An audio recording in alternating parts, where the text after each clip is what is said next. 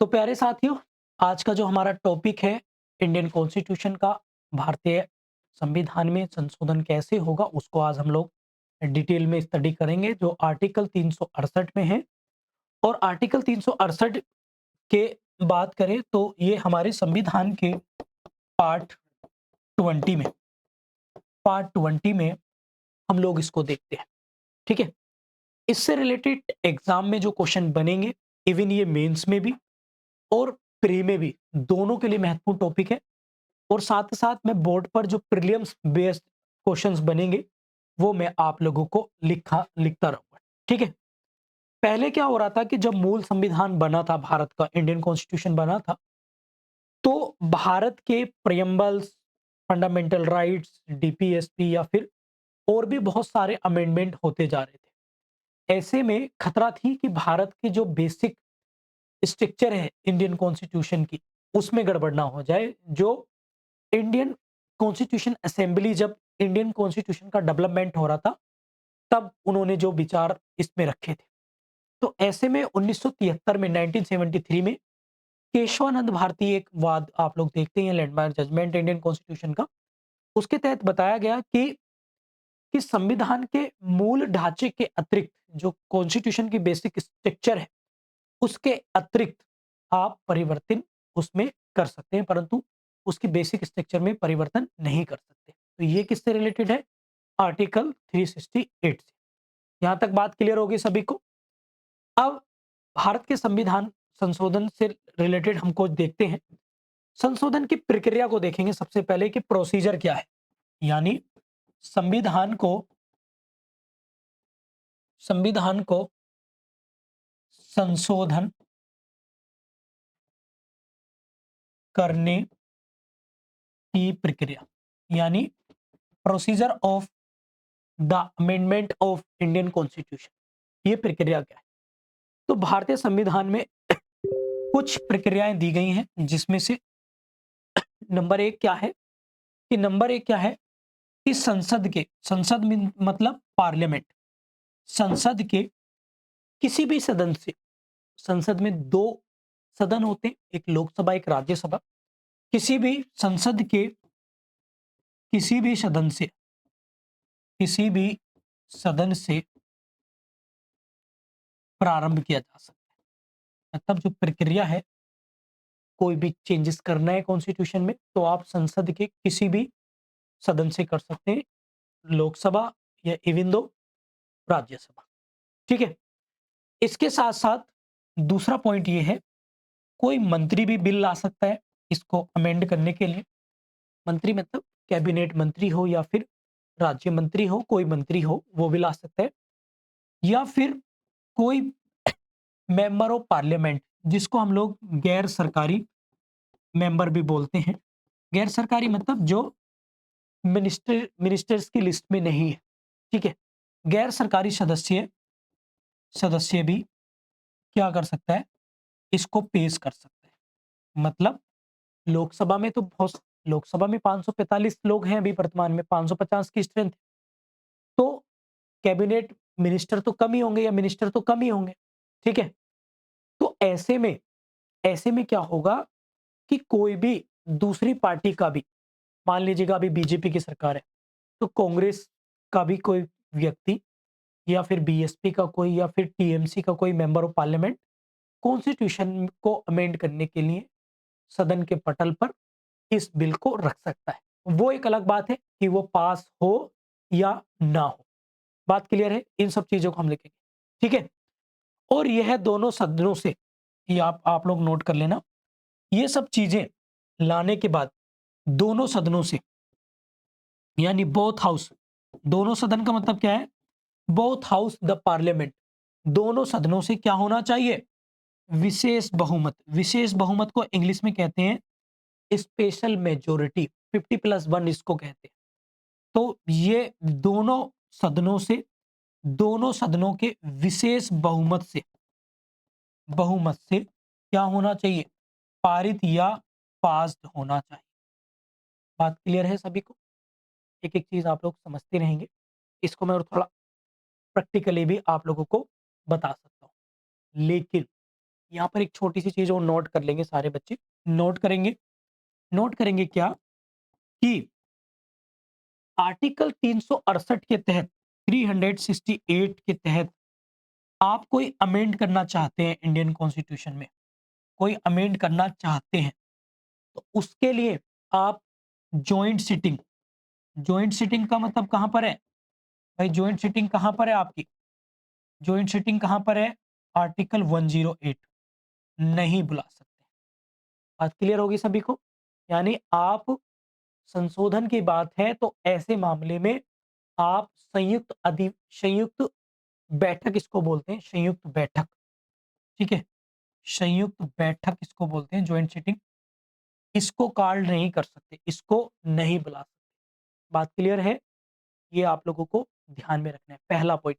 जो मैं फैक्ट आपको बता रहा हूँ, प्रीलिम्स एग्ज़ाम में एज़ इट इज़ आपको रखे मिलेंगे और कहानी के तौर पे भी मैं आप लोगों को समझा दे रहा हूँ, ठीक है? इसको ध्यान में रखना है कि भारत के संविधान में संशोधन करने के लिए आप सीधा पार्लियामेंट जाइए, पार्लियामेंट के किसी भी सदन में चले जाइए और आप पार्लियामेंट के या तो मेंबर हो या फिर कोई मंत्री। बात बिल्कुल देसी तरीके से समझिए और उसके लिए भी दोनों सदनों में विशेष बहुमत आपका होना चाहिए। विशेष बहुमत का मतलब क्या है? उपस्थित प्लस 50% लोग उसको पास करें। बात क्लियर होगी सभी को? ये भी आप लोगों को ध्यान में रखना है। बात क्लियर है? लेकिन यहाँ पर एक बात ये बता दें कि आर्टिकल 368 के तहत यदि अमेंडमेंट आप लोग करना चाहते हैं, तो बेशक करिए, परंतु दोनों सदनों में तालमेल नहीं बैठ रहा, तो आप उसके लिए जॉइंट सिटिंग यानी संयुक्त बैठक नहीं बुला सकते। बात क्लियर है? और संयुक्त बैठक थोड़ा-सा बता दे रहा हूँ आप लोगों को। संयुक्त बैठक 108 में राष्ट्रपति साहब बुलाते हैं, प्रेसिडेंट साहब कॉल्ड करेंगे, ठीक है? कब करते हैं? जब दोनों सदनों में किसी बिल, किसी पॉलिसी, किसी नियम कानून बनाने को लेकर आपस में तालमेल नहीं बैठ रहा है, तब बुलाते हैं। लेकिन अमेंडमेंट के मामले में नहीं बुला सकते। मैं बस आपको बता रहा हूँ कि जॉइंट सिटिंग होता क्या है। इसकी अध्यक्षता हमेशा चेयरमैनशिप अध्यक्षता जो रहेगी हमेशा वो लोकसभा लोकसभा स्पीकर पर रहती है, ये आपको पता ही होगा। और इसके जो नियम होंगे मतलब इस प्रोसीडिंग के when the conduct joint sitting तो all procedure followed like a Lok Sabha. ये आप लोगों को याद रखना है मतलब ऐसे रूल होंगे ऐसे रूल होंगे जो उस समय मतलब जिस समय लोकसभा चल रही है, जो लोकसभा में चलती है। यानी रूल्स राज्यसभा के एग्जीक्यूट नहीं होंगे, लोकसभा के ही एग्जीक्यूट रोल होंगे किस पर? जॉइंट सिटिंग पर। ओवरऑल बस मैं ये बताना चाहता हूँ कि ये पूरा प्रोसेस आर्टिकल 368 यानी हम भारत के संविधान में इंडियन कॉन्स्टिट्यूशन में कोई अमेंड करना चाहते हैं तो उन पर जो है ये इम्पोज्ड नहीं होगा, लागू नहीं होगा। बात क्लियर हो गया सभी को? बात जल्दी बताइए फटाफट से प्लीज। इसके साथ-साथ एक तो ये एक्सेप्शन हो गया, ये इसका अपवाद मान लीजिएगा या एक्सेप्शन मान लीजिएगा एक। एक दूसरा एक्सेप्शन ये भी है कि आप आर्टिकल 368 यानी संविधान संशोधन आप धन विधेयक या आप लोग रखेंगे या सॉरी यहाँ पर थोड़ा-सा करेक्ट करेंगे। अपवाद इसका ये अपवाद एक है, लेकिन जॉइंट सिटिंग से मुझे याद आया, जॉइंट सिटिंग जो मैंने आपको बताया ना, तो जॉइंट सिटिंग एक तो 368 पर नहीं बैठाई जा सकती, आप लोग हमेशा-हमेशा के लिए याद रखना। और एक जो आपका मनी बिल है, धन विधेयक है, आर्टिकल 110 इन दोनों पर नहीं बुलाई जा सकती। आप इसको नोट कर लीजिएगा कि जॉइंट सिटिंग यानी संयुक्त बैठक 368 पर नहीं बुलाएँगे और 110 पर भी नहीं बुलाएँगे। बात क्लियर होगी सभी को? ये 2 बातें प्लीज़ आप लोग याद रखें। ठीक है? क्लियर है? बात क्लियर होगी सभी को? चलिए, मैं बड़े मोटे तौर से आपको बेसिक तरीके से बता दे रहा हूँ। कीवर्ड जो एग्ज़ाम में आएँगे वो बोर्ड पर लिख दे रहा हूँ। इंग्लिश मीडियम वाले बच्चे जो हैं उन्हें मैं इंग्लिश में बोल रहा हूँ, उन्हें घबराने की ज़रूरत नहीं। ठीक है? आगे बढ़ते हैं, ज़रा आगे देखते हैं कुछ एक चीज़ें। आगे पॉइंट नंबर 4 आप लोग या ये मैं पॉइंट्स में बना रहा हूँ जानबूझ के, ताकि आप लोगों को दिक्कत ना।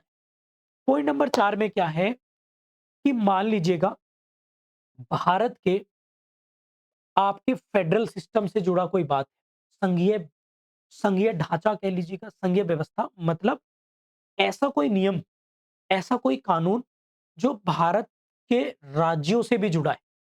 ऐसा नहीं कि उसमें केंद्र सरकार का ही इंटरफेयर हो, मतलब वो राज्यों से भी जुड़ा है। मेरी बात समझ लेना, ठीक है?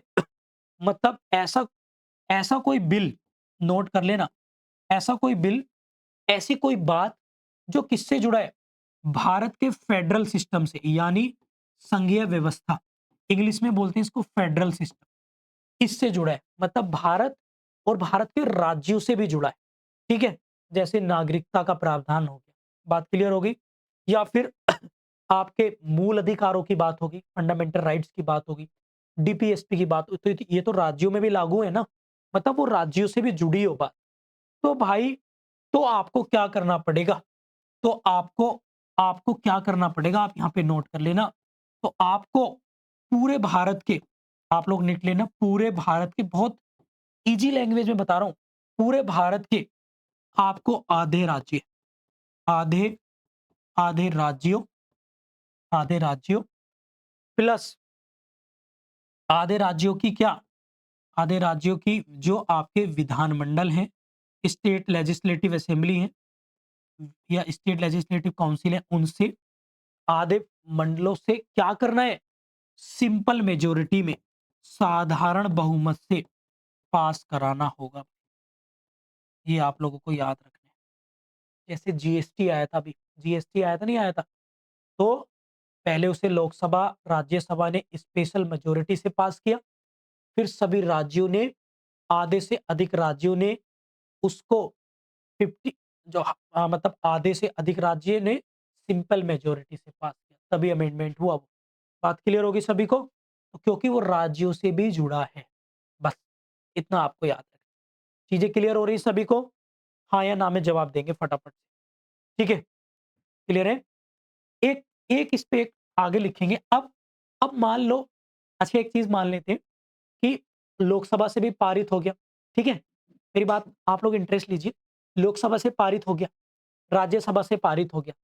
मान लो वो केंद्र का ही मैटर है कोई, राज्यों का है नहीं, तो राष्ट्रपति के साथ भेजेंगे ना, भेजेंगे, ठीक है? अब मान लेते हैं कि लोकसभा ने भी पारित कर दिया, राज्यसभा ने भी पारित कर दिया।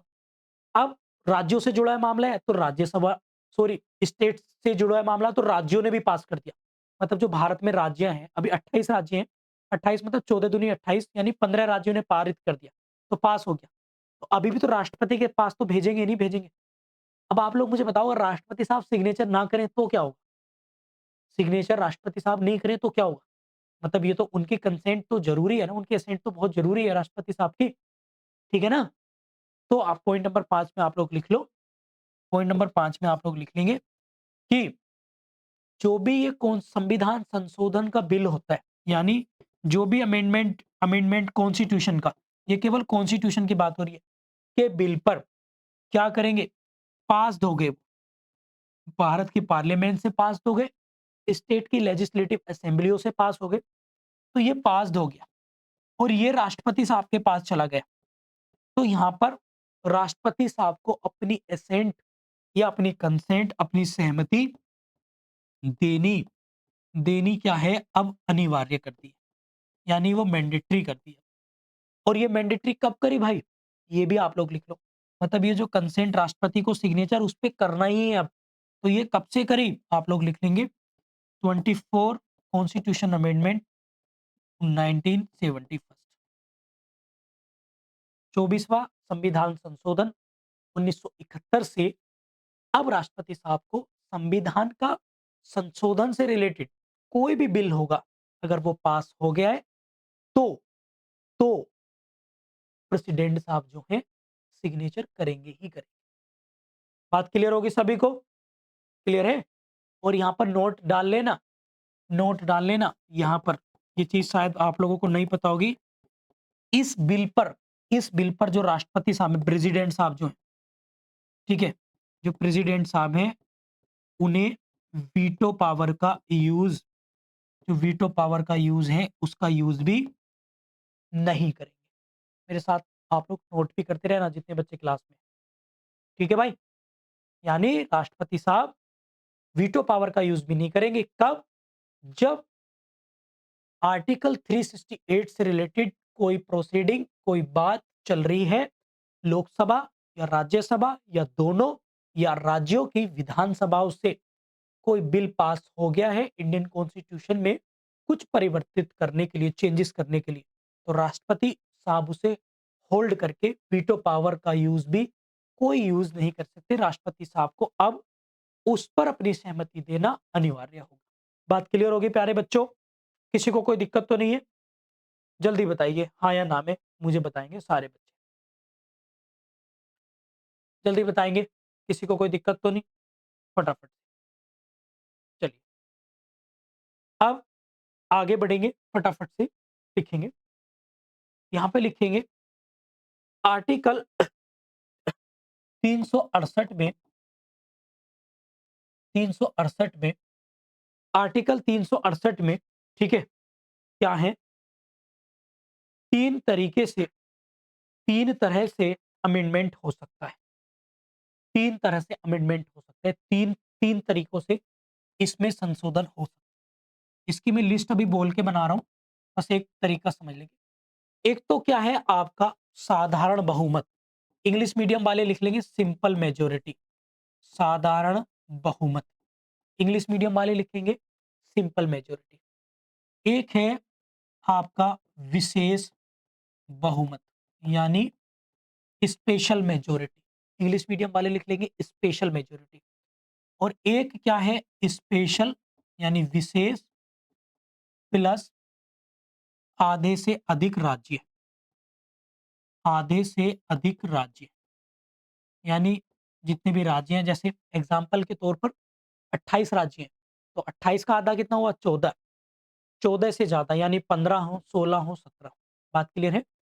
इन तीन तरीके से आपको काम, मतलब इन पर कंसेंट चाहिए तभी अमेंडमेंट होगा। अब इनकी अलग अलग, अलग अलग कंसेंट इनकी दे, अलग अलग लिस्ट दे रखी है कि इस लिस्ट में कौन कौन से बिल आएंगे, किस तरह का अमेंडमेंट कर सकते हैं, इसमें कौन कौन सा कर सकते हैं, इसके अंतर्गत कौन कौन सा प्यारे बच्चों आप लोग कर सकते हैं। मतलब वो सारी लिस्ट हम जो है इसमें देखेंगे, पढ़ेंगे। मतलब ये एग्जाम के पॉइंट ऑफ व्यू से बहुत इंपॉर्टेंट है। ठीक है, चलिए एक बार देख लेते हैं। सबसे पहले जो एग्जाम में सबसे ज्यादा पूछा जाता है, हालांकि मैं सारी नहीं लिखाऊंगा क्लास में, कुछ ही लिखाऊंगा जिनसे एग्जाम का जिनका ताल्लुक है। तो विशेष बहुमत यानी स्पेशल मेजोरिटी, ऐसा हम इसको बोलते हैं। इसमें कौन कौन सी चीजों को आप ला सकते हैं? नंबर एक, मूल अधिकार। मूल अधिकार मतलब आपके फंडामेंटल राइट्स। दूसरा डीपीएसपी, डीपीएसपी, ये इन दोनों को इसमें आप लोगों को याद रखना है। वेरी वेरी इंपॉर्टेंट है एग्जाम के पॉइंट ऑफ व्यू से। ठीक है, क्लियर होगी बात सभी को? वेरी वेरी, मूल अधिकार, ठीक है, क्लियर है। और इसके बाद हम बात करते हैं जो विशेष यानी स्पेशल प्लस जो 50 प्लस स्टेट से आपको पास कराना है सिंपल मेजोरिटी के साथ। तो इसमें इसमें सारे तो नहीं लिखेंगे, लेकिन कुछ लिखेंगे, लिखेंगे election procedure, election procedure of president, राष्ट्रपति के निर्वाचन की प्रक्रिया। एक ये चीज आप लिखेंगे। सारी नहीं लिख रहा हूं मैं, जो एग्जाम में आते हैं वही लिख रहा हूं। ठीक है, कोई सुप्रीम कोर्ट या फिर कोई हाई कोर्ट के नियम, पोस्टिंग, अपॉइंटमेंट, ट्रांसफर, पावर्स, इनमें कोई अमेंडमेंट करना है तो आप इसमें देख लेंगे ये मामले। ठीक है, इसके साथ साथ, इसके साथ साथ संसद में, संसद मतलब पार्लियामेंट, संसद मतलब पार्लियामेंट, इसमें इसमें जो आपकी कॉन्स्टिट्यूएंसी होती है मेंबर ऑफ पार्लियामेंट की, कि लोकसभा की सीटें इतनी होंगी इस राज्य से, राज्यसभा की सीटें इतनी होंगी, तो इसमें संसद संसद में राज्यों राज्यों का रिप्रेजेंटेशन, प्रतिनिधित्व, मतलब राज्यों की सीटों का, सीटों से संबंधित कोई बात, कि भैया उत्तर प्रदेश में जैसे 80 लोकसभा सीटें हैं, ठीक है, उत्तराखंड में जैसे 5 ही लोकसभा सीटें, तो लोकसभा सीटें घटानी, बढ़ानी, राज्यसभा सीटें घटानी, कहाँ पर? Parliament of the India. तो वो आपको इसी से इस आपको स्पेशल मेजॉरिटी प्लस आधे से अधिक राज्यों के सिंपल मेजॉरिटी से पास कराना होगा मामला, तभी होगा। ठीक है? शेड्यूल नंबर 7 7वीं अनुसूची आपको करनी है। ठीक है? कोई जीएसटी में बदलाव करना है आपको। जीएसटी 1 ऑफ जुलाई 2017 से आया था, इसमें करना है। ठीक है? या फिर स्वयं आर्टिकल 368 की बात हो, 368 तो वो इसमें आपको लाना ही पड़ेगा। मतलब ये इसके इन सबका प्रोसीजर ये है। बात क्लियर होगी सभी को? ये एग्ज़ाम में क्वेश्चन बनेंगे, जब मैं कल आपको एमसीक्यू कराऊँगा तो आप लोगों को प्यारे बच्चों पता लग जाएगा। बात क्लियर होगी सभी को? दूसरा है संसद में जो साधारण बहुमत से परिवर्तन हो सकते हैं। ये लिस्ट काफ़ी लंबी है। मतलब ये काफ़ी लंबी है। सिंपल मेजॉरिटी इसमें चाहिए बस। सिंपल मेजॉरिटी मतलब पार्लियामेंट्री सेशन चल रहा है, उपस्थित लोग हैं, उपस्थित में से जिसके 2 तिहाई हो गए, या पास हो गया। बस बात खत्म। तो इसमें क्या है, जैसे कुछ लिख दे रहा हूँ, सारे नहीं लिख रहा हूँ। जैसे भारत के नए राज्यों, स्टेट बनने हैं, उनका नाम होना है, परिवर्तित होना है, लिखा जाना है, बनना है, या फिर उनका गठन एस्टेब्लिशमेंट होना है, नए क्रिएट होने, उनका एंटर करने या उनके नामों में सीमा रेखाओं में परिवर्तन होना है, तो वो आप लोग कर सकते हैं। ठीक है? मैं दोबारा बोल दूँ, नए राज्य का निर्माण, स्टेट का फॉर्मेशन हो, क्रिएशन हो, बाउंड्री लाइन चेंज हो, उसके नाम रीनेम हो, कुछ भी हो, anything related to any state, तो वो सिंपल मेजॉरिटी से आप अमेंड कर सकते हैं। ठीक है? बात क्लियर हो गया? क्लियर हो गया? इसके साथ-साथ आपने ना स्टेट लेजिस्लेटिव काउंसिल सुनी होंगी, जैसे राज्य की विधान परिषद उसे कहते हैं, जैसे 6 राज्यों में ही है अभी विधान परिषद। तो इनकी समाप्ति और इनका क्रिएशन, ठीक है? इनका निर्माण। जैसे आप लोग लिख लेंगे, मैं स्टेट लेजिस्लेटिव असेंबली लिख रहा हूँ, या तो इनका निर्माण कर दो, बना दो, या इनकी समाप्ति कर दो। आप लोग मुझे आर्टिकल बताइए कि कौन से आर्टिकल की बात है? जल्दी बताइए सब लोग। विधान परिषद का निर्माण, इसके बाद आप लोग लिखेंगे फटाफट से, लिखेंगे दूसरी अनुसूची और सेकंड शेड्यूल। सेकंड शेड्यूल आपको पता ही होगा, सेकंड शेड्यूल को क्या कहती है भैया? वेतन, सैलरी की बात करती है। और सैलरी किसकी भैया? राष्ट्रपति साहब की, राज्यपाल साहब की, लोकसभा स्पीकर की, जजेस की। ठीक है? इन सबकी सैलरी को कैसे घटाना, बढ़ाना है, क्या अमेंडमेंट करना है, सिंपल मेजॉरिटी से आप कर सकते हैं कि प्रेसिडेंट की इतनी होगी, वाइस प्रेसिडेंट साहब की इतनी होगी। बात क्लियर हो गया सभी को? क्लियर है? इसके साथ-साथ संसद में कोरम कितना होना चाहिए? पार्लियामेंट में कोरम कितना होना चाहिए? जैसे अभी 1/10 कोरम है, ठीक है? तो ये 1/11 रहना है या 1/9 करना है, तो आप कोरम से रिलेटेड कोई बात है, गणपूर्ति कोरम से रिलेटेड, तो उसको आप सिंपल मेजॉरिटी से चेंज कर सकते हैं। ठीक है? इसके साथ-साथ संसद के जो मेंबर हैं, संसद के मेंबर ऑफ पार्लियामेंट हैं, जैसे सांसद जिसे बोलते हैं, एमपी जिसे बोलते हैं एमपी, तो एमपी के वेतन भत्ते आप लोग लिखेंगे, या प्रक्रिया कोई नियम रूल्स उनमें चेंजेस कर सकते हैं, ये भी आप लोग कर सकते हैं। ठीक है? संसद में अंग्रेजी भाषा का प्रयोग, ये भी आप एज इट इज लाइन लिख लेना, लिख लेंगे। ये लाइन कई बार एग्जाम में आई है, संसद में अंग्रेजी भाषा का प्रयोग, use of English language in a Indian parliament.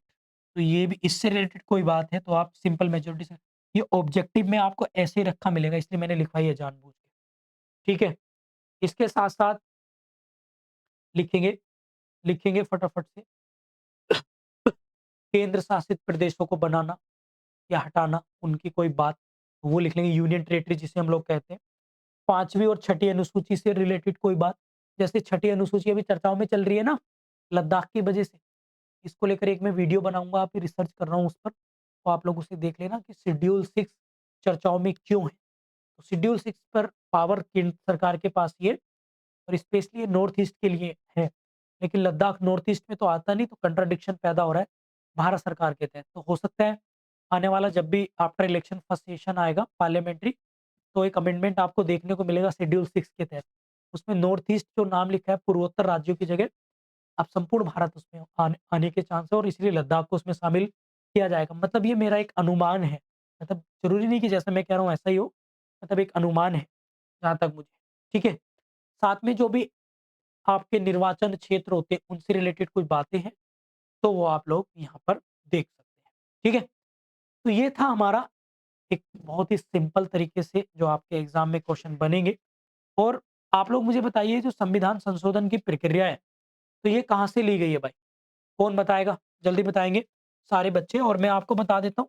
सबसे पहले हमारा कॉन्स्टिट्यूशन अमेंडमेंट हुआ था 1951 में, ठीक है? और इसमें 9th शेड्यूल जोड़ी गई थी। हाँ, 9वीं अनुसूची जोड़ी गई थी और अभी लेटेस्ट हुआ है 106 आप लोग याद रखेंगे 2023 इसमें क्या है जो वुमेन्स हैं हमारी, उनको लोकसभा में और राज्यों की विधानसभा में स्टेट लेजिस्लेटिव असेंबली में 33% रिजर्वेशन की बात की गई। तो ये आप लोगों को याद रख लेने हैं। हालाँकि बहुत सारे अमेंडमेंट बहुत सारे क्या मतलब 106 संविधान संशोधन हो चुके हैं अभी भारत में, ठीक है? और साउथ अफ्रीका से ये हमारे इंडियन कॉन्स्टिट्यूशन में ये कौन जो है अमेंडमेंट का जो प्रोसीजर है ये लिया, ठीक है? तो उम्मीद करता हूँ कि इंडियन कॉन्स्टिट्यूशन का एक टॉपिक है जिसे हम लोग कहते हैं amendment of the Indian constitution which is related to article 368 आप लोगों को आई होप समझ में आ गया होगा। आप लोग अपनी बात कमेंट बॉक्स में रख सकते हैं। Thank you.